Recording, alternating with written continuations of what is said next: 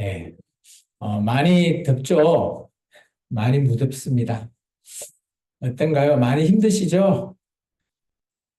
웃고만 계시네요. 예, 우리 인생은 이렇게 언제나 오아시스 같이 정말 그런 행복한 그런 날만 꿈꾸고 있지만 현실은 정말 이렇게 무덥고 또 힘들고 어려운 나날이 정말 우리의 현실인 것 같습니다. 참 이렇게 힘들고 어려울 때, 그죠?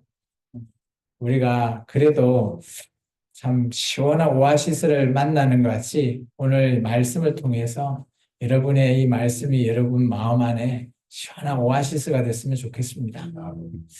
오늘의 말씀은 내 영혼이 낙심되고 불안할 때라는 제목으로 오늘 말씀을 함께 보도록 하겠습니다.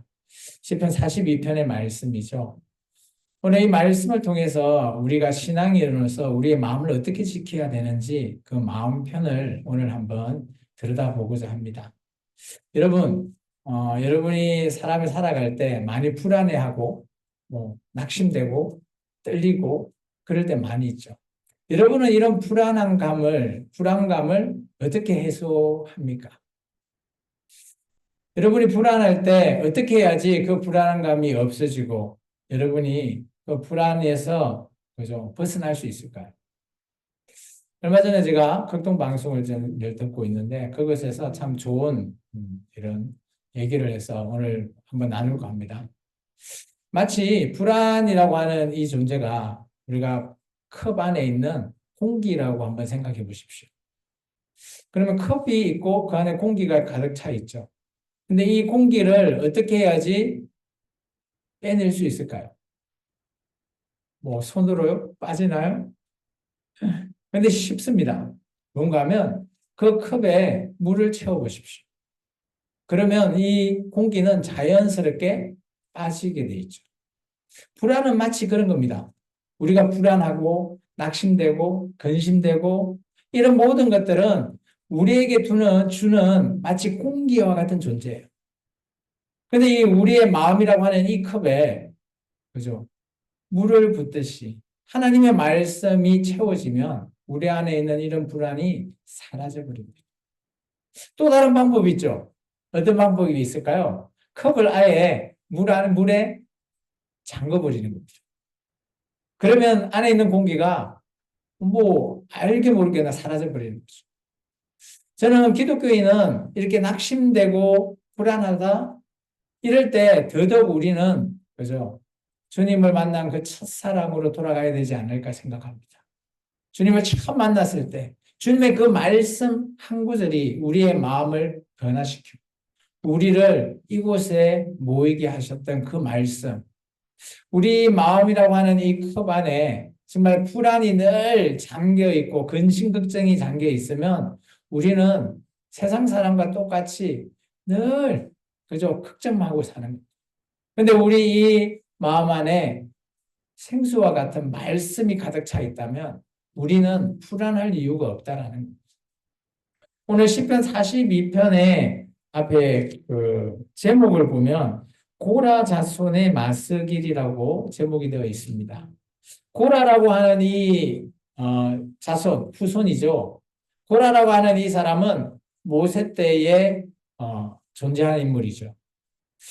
모세가 그죠 애굽을 탈출한 난 이후에 시내산항에 갈 때 그 와중에 정말 광야에 물도 없죠. 그죠? 먹을 것도 없죠. 원망과 불평이 있을 수밖에 없습니다. 근데 광야에 갔는데 뭐 호텔 같이 최신식 호텔 이런 것을 꿈꾸는 건 아니지만 그래도 먹을 걸 주고 마실 걸 물이라도 풍족했으면 좋은데 그러지 못하고 그러니까 원망과 불평이 일어나는 겁니다. 그때 고라가 그죠 모세를 대적하게 되죠. 그와 함께 어, 다른 지파들도 같이 동참한 그들은 하나님께서 결정을 짓는 거죠. 모세 편에 설래 아니면 고라 편에 설 것이다. 그 고라 편에 섰던 사람들은 다 지진으로 다 죽게 됩니다. 근데 놀라운 거는 고라만 썼다라는 겁니다. 고라의 후손들, 그들 가족은 모세 편에 썼다라는 겁니다. 좀 아이러니하지만. 그래서 이 고라의 후손들은 자기의 조상인 그 고라를 바라보면서 늘 나는 고라의 후손이다.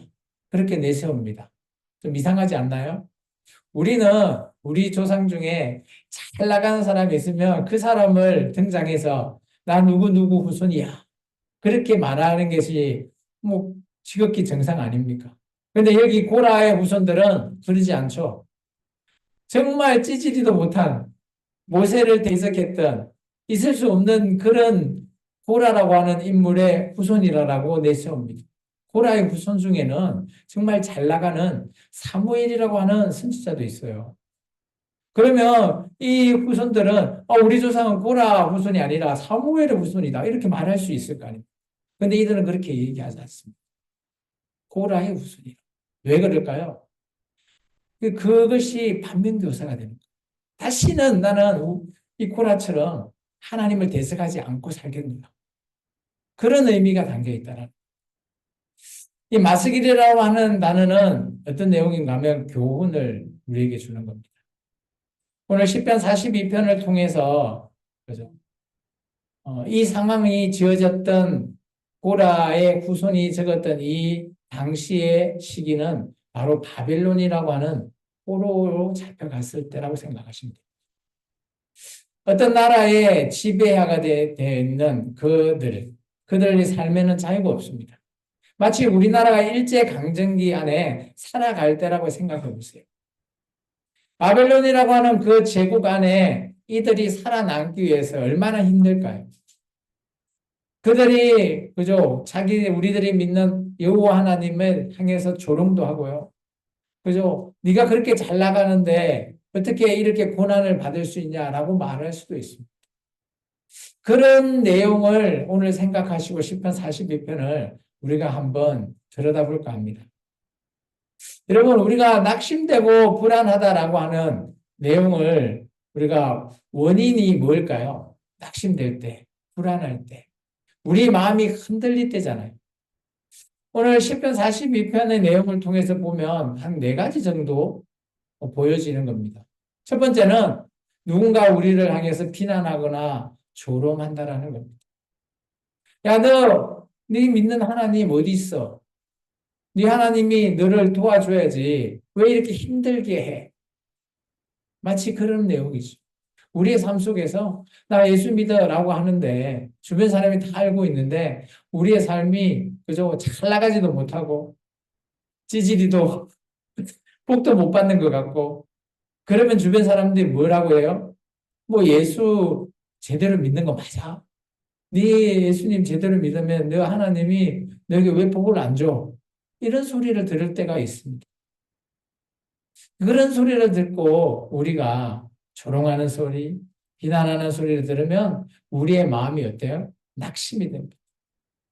때로는 이 마음이 낙심되다 보면 내가 믿고 있는 예수님을 통해서 내가 제대로 믿고 있는 건지 의심이 되기도 하고 때로는 또 이것을 통해서 내가 천국 갈 수 있을까? 정말 그런 의심 섞인 그런 우리가 생각으로 치달을 때가 많습니다. 여러분도 이 인물을 잘 알 수 있는데요. 닉 부이치치라고 혹시 아시나요? 이 닉 부이치치는 태어날 때부터 장애를 가지고 태어났어요. 다리가 없고요. 팔도 한쪽 팔만 있어요. 그래서 보면 얼굴과 팔 한쪽 몸통만 가지고 있다라고 생각하시면 돼요.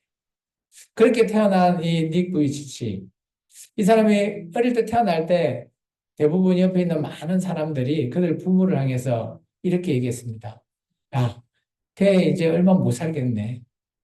걔 뭐 이제 태어나긴 했지만 어떻게 저렇게 살아갈 수 있는 생활이 안 될 건데 어떻게 할 거냐. 그러면서 부모를 향해서 그죠? 걱정 아닌 피난이 섞인 말을 많이 했다고 합니다. 근데 부모님들은 그 얘기를 듣지 않았어요. 그리고 닉이 잘 커나가게 열심히 도와줬습니다. 그런 얘기 어릴 때 그리고 지금은 성인이 됐을 때까지도 지금은 닉이 잘 지내고 있고 자기의 이런 어려운 환경 그런 모든 것들을 강연장에 가서 닉은 자신의 그런 속마음을 드러내 놓았습니다. 그러면서 우리의 가족이 우리의 신앙으로 나를 키워주지 않았다면 지금 내가 이렇게 있을 수 없다. 내가 태어날 때는 이렇게 태어났지만 하나님이 나를 향한 이것을 극복하고 또 하나님 앞에 내가 나아갈 수 있게끔 또 많은 사람들이 나를 도와준 부모님뿐만 아니라 주변 사람들의 도움으로 닉이 지금도 좀 많은 자들을 위로가 되고요. 또 그런 모습은 지금도 불편하고 힘들지만 그 닉을 통해서 많은 사람들이 그래서 자신의 마음을 안정을 찾고 그런 마음 속에서 정말 하나님을 바라볼 수 있는 그런 자가 바로 닉입니다. 오늘 우리 안에 낙심과 불안이 가득 차 있으면 그런 비난의 얘기가 들려올 때 우리는 그래 맞아 라고 하면서 포기합니다. 절대 포기하지 마시기 바랍니다. 또 우리가 살아갈 때 그런 내용을 계속 듣다 보면 생활을 할 수 없고 또 관계를 맺을 수도 없고 또 미래에 대한 불안감 또 우리 안에 있는 내가 가능할 수 있을까라고 하는 갈등 그런 죄책감이 당연히 오게 될 수밖에 없습니다. 그러면 이런 낙심과 불안의 이런 원인을 통해서 우리가 그래도 조금 이런 걸 해소하면서 어떻게 살아갈 수 있을까? 라는 부분이 42편에는 이렇게 우리에게 제시하고 있습니다. 우리의 이런 영혼의 갈급함, 갈증, 고통, 이런 모든 것들은 우리가 하나님을 만나면 해결될 수 있다는 겁니다. 오늘 우리가 좀 전에 읽었던 그죠? 42편 5절을 다시 같이 한번 읽어볼까요? 내 영혼아 내가 어찌하여 낙심하며 어찌하여 내 속에서 불안해하는가? 너는 하나님께 소망을 두라. 그가 나타나 도우심으로 말미암아 내가 여전히 찬송하리로다. 우리는 하나님을 만나면 우리의 모든 것들 해결이 됩니다. 욥이 하나님을 만나기 전에는 정말 자기 자신을 비난하고 친구들과 그죠 논쟁하면서 싸우며 그러지만 자기의 그 모든 힘들고 어려움을 알 수 없었는데 결국은 하나님이 욥을 만나 줌으로 말미암아 욥의 모든 기존에 있었던 모든 궁금증, 어려움 모든 것들이 다 해결받았다라. 오늘 우리 마음 안에 불안과 낙심이 있다면 여러분 마음 안에 하나님을 만나십시오. 하나님을 늘 소망에 두고 살아가십시오. 우리의 믿음 고백이 그런 거 아닙니까? 내가 하나님을 만나야 된다. 내가 하나님과 함께 한다. 때로는 누구는 이렇게 그죠? 내가 만난 하나님 너도 한번 만나봐. 멋쟁이 하나님이야. 그런 하나님을 만나면 당신도 하나님을 제대로 볼 수 있을 거야. 그리고 하나님께서 늘 우리와 함께 하는데 우리가 볼 수 없어서 믿음이 없어서 하나님을 만나지 못한다라고 말하고 있습니다. 하나님은 늘 우리 곁에 계십니다. 하나님은 정말 우리의 머리카락까지도 세시는 분이시기 때문에 우리가 그런 하나님을 만나시기 바랍니다. 그리고 우리가 해야 될 것은 하나님 앞에 바짝 엎드려서 기도하셔야 됩니다. 그러면서 하나님 앞에 긍휼을 구하십시오.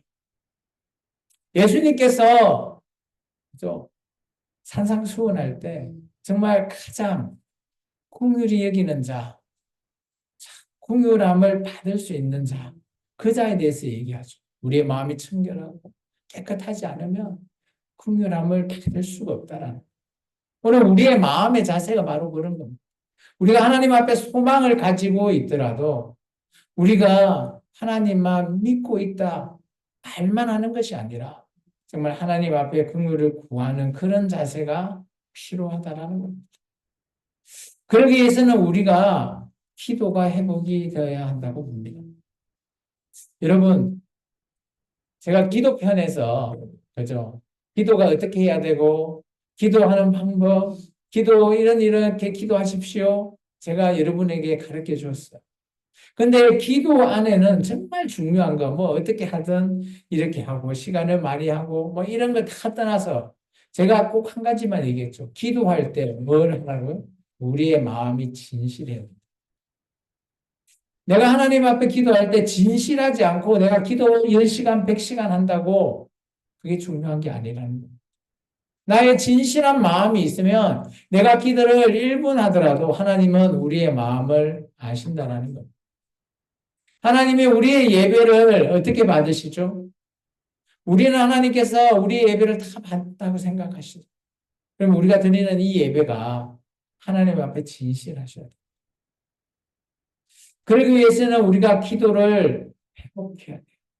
우리가 진실한 마음으로 하나님 앞에 나아가고 하나님의 말씀을 통해서 하나님 앞에 기도하는 저와 여러분 되기를 축원합니다. 여러분 축구 선수 중에 이영표 선수 아세요?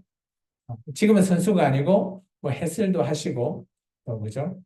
그런 분인데 참 대단한 분이죠. 그죠? 어릴 때부터 이영표 선수가 축구를 참 잘했어요. 그죠? 그리고 여러분도 아시겠지만 2002년이 지나서 해외에 나가면서 뭐 그 손흥민이 뛰고 있는 토트넘도 뛰고 뭐 여러 진출도 했습니다. 근데 이런 잘 나가는 이영표 선수도 한때 그죠? 너무 힘들고 어려울 때가 있었다는 거예요. 부상도 당하고요. 하는 일마다 안 되는 거예요. 주전으로 나가야지. 그래도 뭐 좀 더 자기 이름도 날리고 좀 더 그죠 월급도 많이 받고 할 건데 하는 족족마다 제대로 되지 않았다고 합니다. 그래서 그가 하루는 하나님 앞에 무릎을 꿇고 기도를 했다. 하나님 왜 제가 이렇게 하나님께서 주신 이 길이 축구 선수가 맞는 것 같은데 왜 이렇게 할 때마다 벽이 생기고 하는 일이 안 됩니까? 그때 하나님께서 그죠 이영표 선수에게 영감을 주셨다. 하나님 앞에 기도하면서 하나님께 주신 그 영감을 통해서 이영표 선수가 생각을 바꿨대요.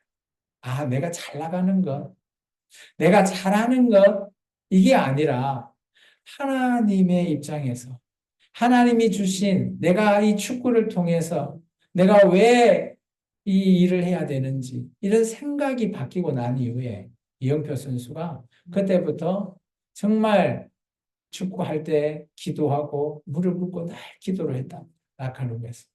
그리고 나서 이영표 선수가 그의 슬럼프가 없이 정말 하나님의 뜻대로 그의 선수 생활이 잘 나가게 됐죠. 지금도 축구인으로서 우리나라 축구에 대해서 쓴소리도 하고요. 정말 올바른 길로 가게끔 자신을 잘 이렇게 내세우면서 이영표 선수가 그런 간증을 한 적을 제가 뭐 이렇게 영상을 한번 본 적이 있는데 그런 것 같습니다. 우리는 하나님 앞에 기도를 통해서 회복이 되어야 된다고 봅니다. 우리 인생은 크게 보면 다람쥐 쳇바퀴처럼 도는 것 같아요. 그리고 내가 하는 이 일이 내가 선택한 일이고 내가 이 하는 일이 내가 좋아서 하는 일인데 때로는 그 일이 일상이 되고 똑같이 반복되어서 그죠? 낙심이 될 때가 있어요. 내가 이거 하는 게 과연 옳은가? 내가 이렇게 살아가는 게 맞나? 그럴 때 여러분 무릎을 꿇으십시오. 그럴 때 여러분께서는 하나님을 만나시기 바랍니다. 우리가 기도가 회복된다라는 게 바로 이런 겁니다. 하나님을 만나고 하나님 앞에 우리의 모든 것들을 내어놓을 때 우리가 회복될 줄 믿습니다. 그리고 또 하나 우리는 오늘 이 시편 42편 5편에 이렇게 얘기하고 있습니다. 너는 하나님께 소망을 두라. 그리고 나서 하나님이 너를 도와주는 것 봐. 그리고 나서 너는 어떻게 하라고요? 너는 여전히 뭘 해라고요? 찬송해라. 여전이라는 것은 항상입니다. 우리는 늘 찬송하는 것, 감사와 찬송, 이 찬양이 하나님 앞에 올려 드려야 되는 거라는 겁니다. 우리가 감사와 찬송을 한다라는 건 뭘까요? 첫 번째, 우리는 우리의 마음의 문을 여는 겁니다. 하나님 앞에 우리가 마음의 문을 여는 열쇠가 바로 감사와 찬양입니다. 그리고 그 감사와 찬양은 오직 내가 좋아서 하는 세상의 노래가 아니라 오직 받으실 한 분, 하나님을 향한 찬양이 되어야 된다. 그리고 우리가 그렇게 드릴 때 우리의 시각이 바뀌는 거예요. 마치 이영표 선수가 자기가 생각이 바뀌었듯이 우리가 보이는 시각이 바뀌게 돼요. 그렇게 되면 우리가 영적으로 성장해 나가는 것에 촉매제가 됩니다. 내가 늘 우리가 감사하고 찬양하고 우리 그 생명나무 교회도 그죠 찬양 예배 드리잖아요. 드렸죠. 그죠. 그냥 막 찬양만 하는 그게 뭐 그렇게 할 수도 있지만 우리가 그런 찬양을 드릴 때 우리의 마음의 문을 열어라는 거예요. 누구에게요? 하나님에게. 우리가 오직 하나님만 바라보며 하나님 안에 우리의 마음이 하나가 되어야지, 이어져야지 된다는 걸 말하는 거예요. 요한복음 15장에 포도나무와 가지의 비유처럼 우리는 가지입니다. 이 가지는 내 잘났다고 떨어져 버리면 그때부터 우리는 죽은 목숨이에요. 내가 아무리 잘났건 내가 아무리 못났건 간에 우리는 하나님이라고 하는 나무 앞에 달라붙어 있어야 돼. 그러다 보면 언젠가는 이 가지에 그죠? 잎이 파릇파릇 피고 열매가 맺고 하나님이 원하는 그 열매를 우리가 줄 수 있다라는 거예요. 우리는 이런 모든 것을 감사와 찬양을 통해서 이루시라는 거예요. 여러분 평상시 삶은 어떻습니까? 저는 늘 뭐 이렇게 장애인 돌봄을 하면서 운전도 하고 많이 하는데 제가 늘 집에서도 마찬가지로 틀어놓는 것이 아까도 제가 서두에 얘기했지만 극동방송이에요. 극동방송을 거의 저희 집과 제가 차를 탈 때마다 24시간 거의 흘러나옵니다. 그 안에는 찬양도 있고요. 또 목사님들의 설교도 있어요. 그것을 들으면서 그죠? 뭐 그죠? 아, 내 아는 찬양이네. 이 찬양 좋네. 이럴 수도 있지만 그런 찬양 속에서 우리가 하나님을 그죠? 향한 찬양이 되었으면 좋겠어요. 여러분도 여러분의 삶 속에서 라디오를 틀거나 어디 있거나 이런 찬양이 늘 흘러 넘치면 우리의 마음이 바뀌고 우리의 시각이 바뀔 줄 믿습니다. 그리고 또 다른 우리가 하나님 앞에 소망을 두는 그러기 위해서는 나 혼자서 이 모든 일을 해 나갈 수가 없어요.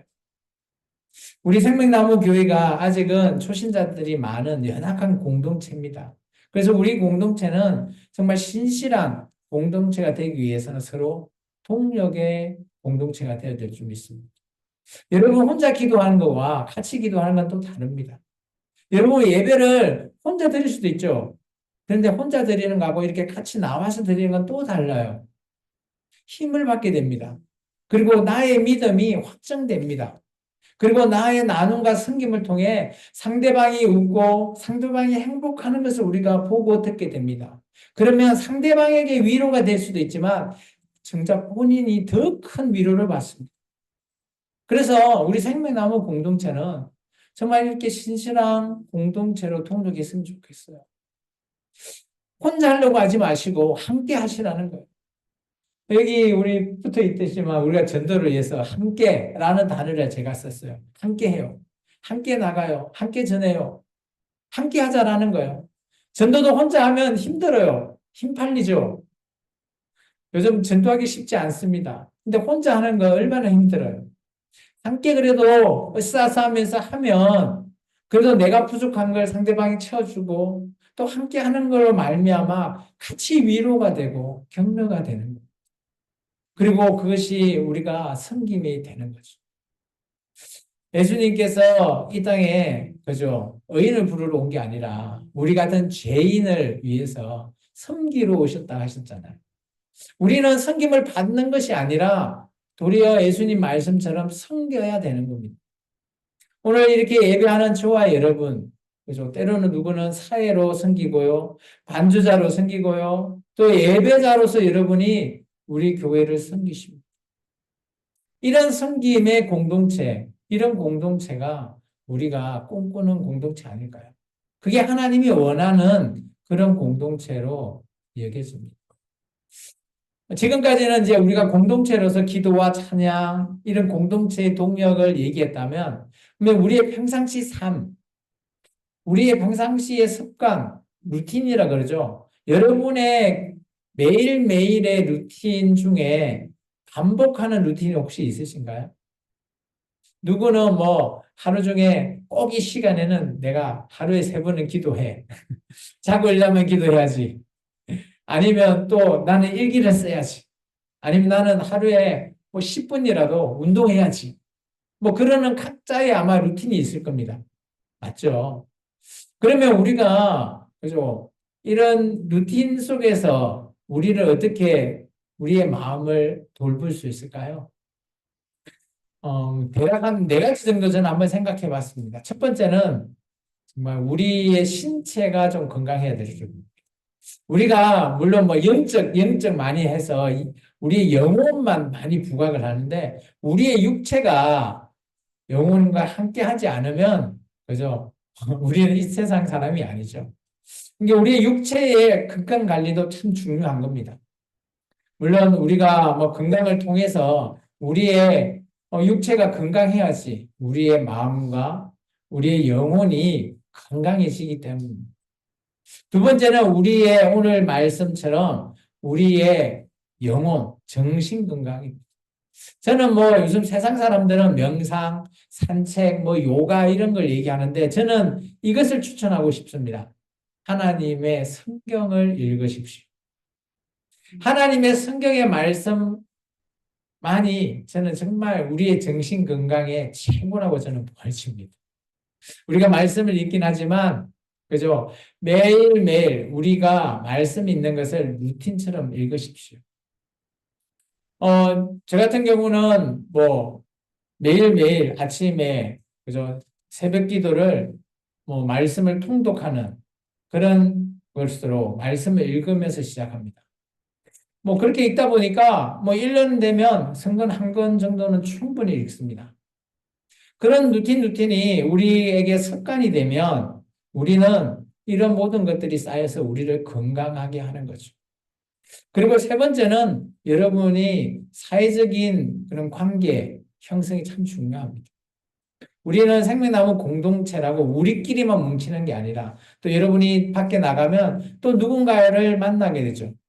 이제 그런 사람들의 관계의 릴레이션십이 강화돼야 됩니다. 물론 본인이 내성적이고 그래서 난 잘 못해요 할 수는 있지만 우리가 하나님의 사명을 받았잖아요. 하나님의 사명은 하나님의 복음을 전하는 겁니다. 우리가 전도를 하기 위해서는 누군가를 만나야 되고 누군가에는 예수님을 전해야 될 줄로 있습니다.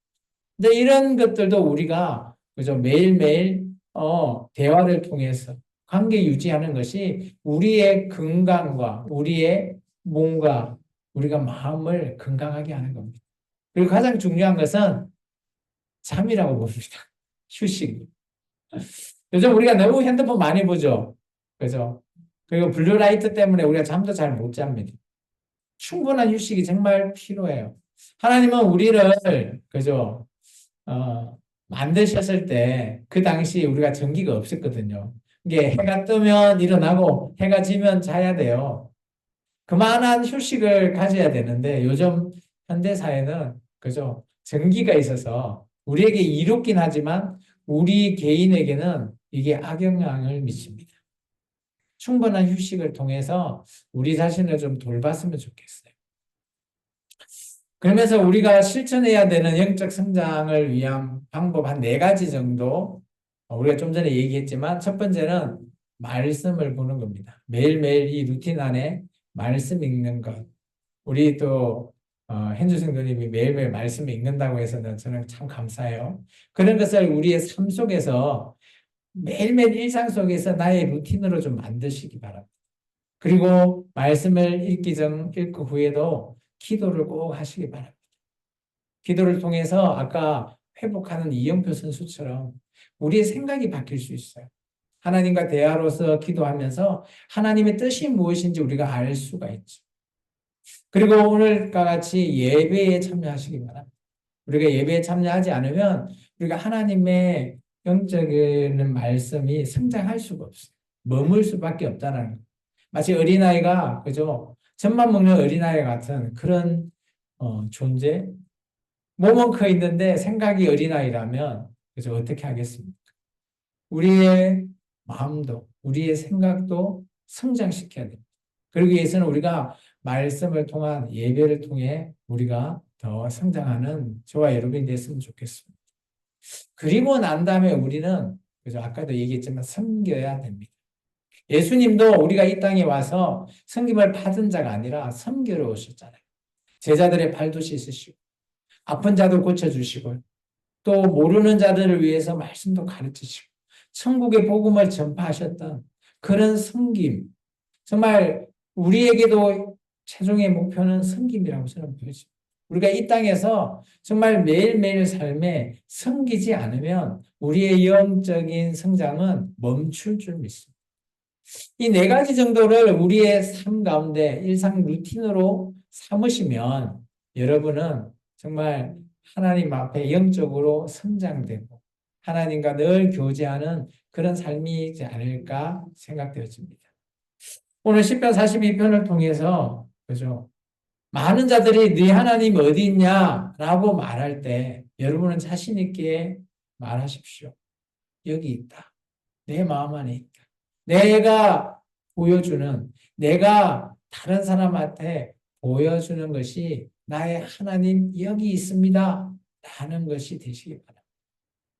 정말 우리가 전도하는 것은 말로 할 수도 있지만 내가 그들 앞에 어떻게 행동하고 어떻게 살아가는가, 그게 많은 사람들이, 그죠? 전도할 때 더 큰 영향을 미친다. 내가 바뀌지 않으면 다른 사람도 다 알아요. 내가 나 뭐 전도하러 가면서 예수 믿으십시오 하면서 나 말은 할 수 있죠. 근데 그 다른 사람들이 생각할 때 그걸 신중하게 받아들일까요? 그렇지 않다라는. 내가 바뀌어 있고 내가 하나님 앞에 바로 설 때 다른 사람들도 아, 예수 믿는 사람은 좀 달라. 그렇게 보일 때 그들이, 그죠? 아, 나도 저 하나님을 한번 믿어보고 싶다. 그러고 싶다라고 하면서 교회에 나오고 들은 하나님을, 그죠? 영접할 수 있을 줄 믿습니다. 말씀을 좀 정리할까 합니다. 오늘 우리가 하나님이 이런 신실함을 기억하기 위해서는 정말 우리의 생각을 좀 바꾸시기 바랍니다. 그것은 첫 번째, 우리가 과거에 그런 우리의 모든 것들을 내어버리고 정말 우리가 예수님을 만나고 난 지금 현재 정말 과거에 그런 예수님을 통해서 만나지 못했을 때와 만났을 때 그런 기억을 통해서 하나님 앞에 정말 믿음으로 또 바로 살면 좋겠고요. 그리고 현재 우리가 살아가는 이 삶이 축복이라 감사함으로 사시기 바랍니다. 지금 내 삶이 다람쥐 쳇바퀴 같은 삶일지라도 이 삶이 내가 하나님 앞에 축복이라 감사라라고 생각하면 우리가 그것이 그대로 될 줄 믿습니다. 그리고 우리가 예수님을 소망하라고 하잖아요. 오늘 말씀처럼 너는 네 하나님께 소망을 두라. 듯이 우리의 미래에 대한 소망을 품으십시오. 그리고 하나님의 사랑을 선포하십시오. 내가 믿는 하나님, 당신도 한번 만나보십시오. 그런 하나님을 통해서 오늘 저와 여러분이 하나님 앞에 이렇게 무릎 꿇고 기도하며 나아가면 우리 안에 정말 컵 안에 불안이라고 하는 그 공기가, 그죠? 말씀이라고 하는 이 생수의 물로 말미암아 말끔히 해결되고 우리가 살아갈 때 정말 주님만 바라보고 주님의 말씀대로 살아갈 때 정말 우리는 불안, 공포, 낙심 다 사라질 줄 믿습니다. 오늘 저와 여러분은 그런 하나님의 귀한 말씀 가운데 오늘 정말 우리가 불안하고 낙심될 때 우리의 영혼이 갈급함이 느껴질 때 정말 주님 앞에 정말 하나님의 말씀대로 지키며 살아가는 저와 여러분이 되기를 주 이름으로 축원합니다. 기도하겠습니다. 사랑해 주님 감사합니다.